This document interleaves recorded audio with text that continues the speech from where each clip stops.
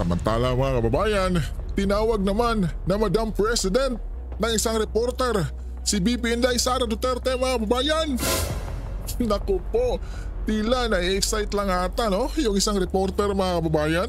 Iato, pakinggan natin. And sa iba namang mga makabayan block na party list, ilang beses na inulit-ulit ng NTF-ELCAC kung ano yung connection nila sa CPP, NPA, NDF. Yes, sir. Sorry, sir. We know that you are close to Pastor Bitcoin. What can you say about this case? It's a good thing na he decided to surrender so that mas mapadali yung pag-hearing ng cases niya. And I understand he's fully cooperating with the courts. And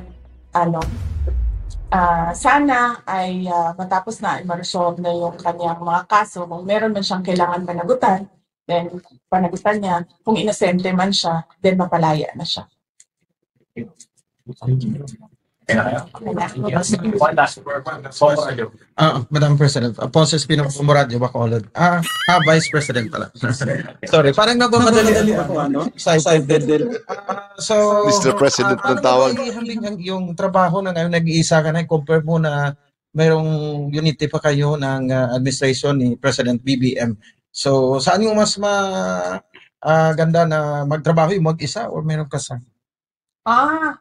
I don't like crowds. So, okay lang ako mag-isa. Hila mga kababayan, no? Na-excite lang ata yung isang reporter natin, di ba? Tinawag na kaagad na isang Madam President, si BP Inday. Ultimo mga reporter na yan, mga kababayan, ha? Gusto na ata nilang si BP Inday ang umupo sa pagkapangulo, mga kababayan. Diba? Dahil alam nila kung anong klaseng tao ang isang BP Inday, kabayan. Diba? Ikaw, ano sa tingin mo, kabayan? Ano ang masasabi mo sa sinasabi ng reporter na yan, kabayan? Diba? Dito mo talaga makikita, diba? Na ang daming nagmamahal kay BP Inday at gusto na maging Pangulo ng Pilipinas, mga kabayan. With the administration. Compare mo na ngayon na... Pareho lang naman Nandun ako, inaatake nila ako. Nung umalis ako, inaatake din nila ako. So kung may preference man ako, base ko sa personality ko, ayaw ko ng maraming tao, I don't like crowds, so I can work alone. Alam po ninyo, sa isang opisina, imposible pong hindi kayo nakakapagkwento-kwentuhan kung paano nyo nagagamit ang isang pondo. Bayan. Kwento-kwentuhan. Dapat na pagkakwento-kwentuhan daw kung saan nagagamit yung pondo. Mga kabayan, gusto talaga nito chismis Mahilig sa chismis. Itong mamang to. Ito si Mr. Gonggong. Nung nakaraang hearing ka pa, doon ka pa kay Wilkins, gusto mo chismis, kakasuhan na. Ngayon, chismis na naman, kwento-kwentuhan. Diyos ko po, ito, gusto mo rin ba mag-artista, sir? Dahil gusto mo laging may chismis? Sabihin nyo lang po, sir, baka ayaw nyo na po maging congressman, baka gusto nyo maging chismoso. Baka gusto nyo po palitan si Ogie Diaz. At yun nga, mga kabayan, panoorin nga po natin itong interpolation ni Congressman Kong Hoon dito po sa mga tauhan ng Office of the Vice President. Panoorin po natin to. Thank you, Mr. Chair.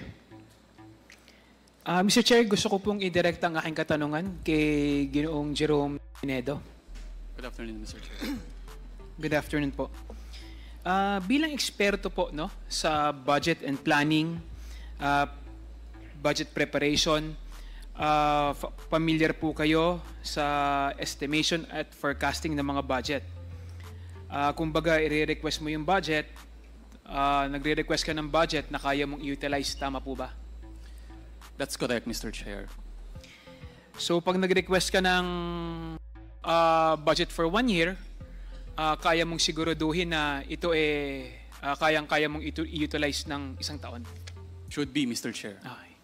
So pag nag-request ka naman ng 1 quarter, ng isang quarter, yung in-request mo rin, kaya mong i-utilize sa isang quarter. Should be, Mr. Chair. Okay. Mr. Kelvin, ano ang trabaho mo sa OVP? Isa po akong budget officer. Involved po ako sa paggawa ng budget proposal during budget proposal submission to DBM. And then during budget legislation sa mga hearing po ng Committee on APRO, gumagawa din po kami ng documents to be ready documents for the hearing. Okay. Kanina may tinanong si Congresswoman Jinky kanina. Yes, Mr. Chair. Yung na-alter, no? Kasi sinabi kanina, walang budget, no? Walang nakalagay na budget para dun sa confidential fund o maintenance, no? Ng mga safe houses nung panahon ni VP Robredo. Tapos nung naging si VP Duterte na, nagkaroon na ng budget for maintenance ng mga safe houses. May kinalaman ka ba sa bilang budget officer, may kinalaman ka ba sa paglalagay ng budget na ito?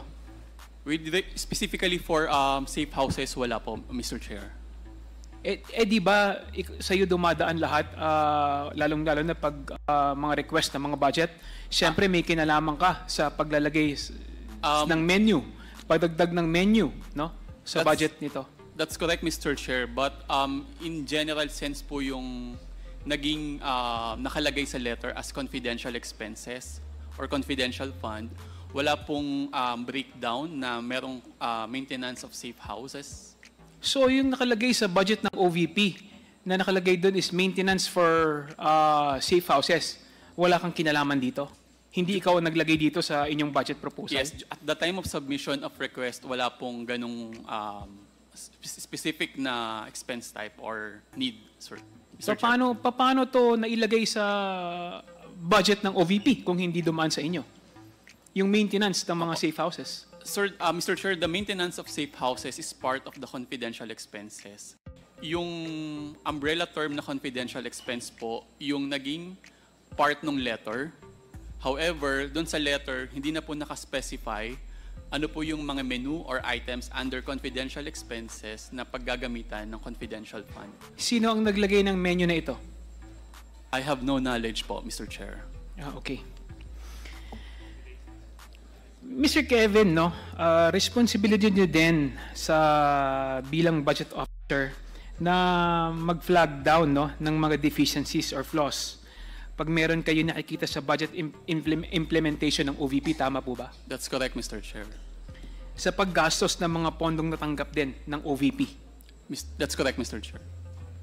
May mga napansin ka bang irregularidad sa paggastos ng 125 million? Pause ko lang mga bahay. Tulungan lang natin si Mr. Gonggong, ha. Mr. Gonggong, ano po yun? Irregularidad, ha? Hindi irregularidad. Mr. Gonggong. Yun lang po, Mr. Gonggong. Confidential fund ng OVP? Wala po, Mr. Chair. I have no knowledge with regards to utilization. The budget division is mainly involved on the early phase po on the request of cash advance for confidential activities. So wala kang alam, lalong-lalo na sa kung paano ni-utilize? Yes, Mr. Chair. Kay Madam Rosalyn Sanchez, di ba po kayo ang pumipirma ng cheque? Kasama po kayo sa pumipirma ng cheque? Mr. Chair. Attorney Sanchez, you are recognized. Yes, thank you, Mr. Chair. That is correct, Your Honor, Mr. Chair. So, tingin niyo po ba hindi kasama sa inyong trabaho na tignan kung ang mga pinipirmahan niyo pong cheque, naayon po ba o tama ang paggastos? Mr. Chair, Your Honor, at the time that the cash advance is issued, there is still no utilization yet. So, nangyayari po yung issuance ng check at the start. So, yung utilization phase po, hindi na po covered ng signature ko on the check, Your Honor, and also under the joint circular, Your Honor. It is not also part of my duties and responsibilities, Your Honor. So, hindi ka nagtataka kung paano at kung paano pamamaraan ginamit yung mga cheque na pinipirmahan mo? Mr. Chair, because I do not have knowledge as to how it was spent, I am not in a position also para po magtaka, Your Honor. Okay. Mr. Tinedo, Yes, Mr. Chair. pumipirma po ba kayo ng yung tinatawag nating Ano? ah, Ano? FAR? Ano? FAR? O yung FAR? Yes, Mr. Chair, the Financial Accountability Report. Yes, Financial Accountability Report. Pumipirma po ba kayo nun? Yes, Mr. Chair. Meron po ba kayong pinipirmahan nun pagdating sa confidential fund? Part po ng FAR, sir, is yung line item na or expense type na confidential expenses, sir. Mr. Chair. So, nagsicertify ka, tama? Certified correct po na may pondong nilaan sa OVP para sa confidential expenses at may pondo rin po na inobligate for the cash advance ng confidential activities. So, wala rin itong kinalaman sa paggastos? Yes, Mr. Chair. Tama ang paggastos? Correct, Mr. Chair. Okay, thank you.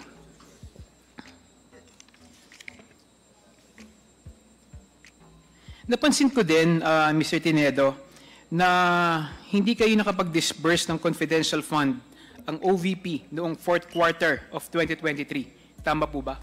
Tama po, Mr. Chair. Dahil dito ay may remaining balance o undisbursed balance ang OVP na 125 million. That's correct, Mr. Chair.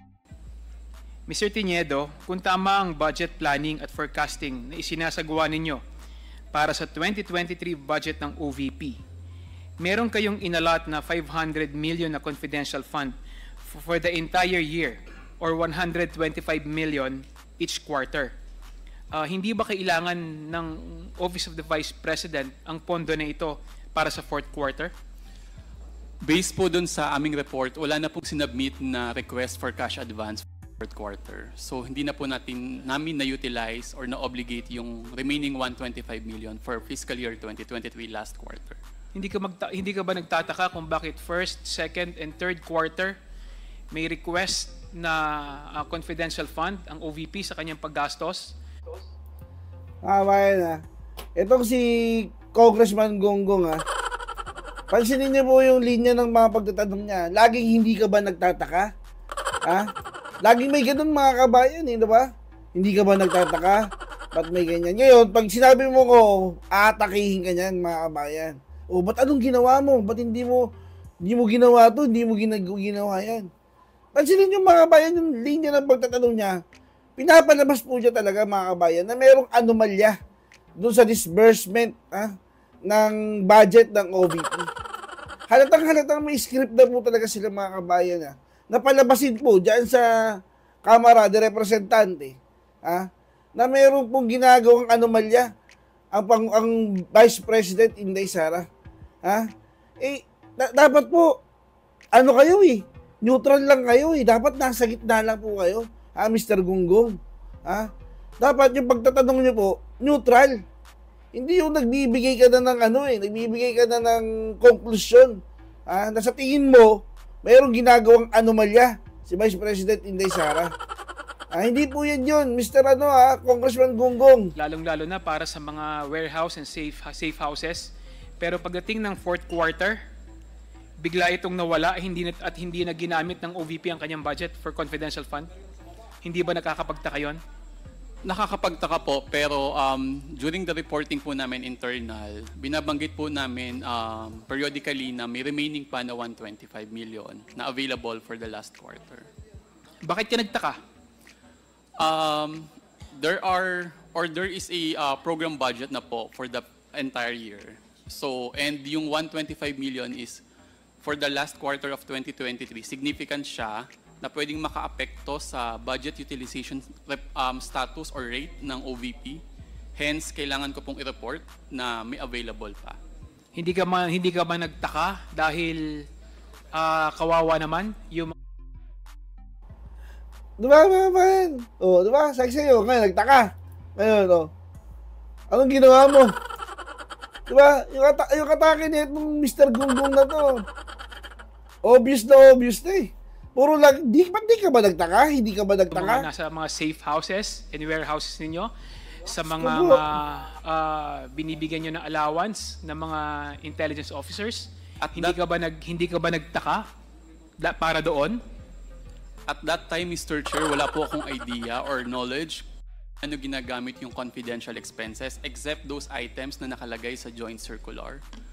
So, wala po akong basihan para pagtakhan kung paano yung mga safe houses, mga assets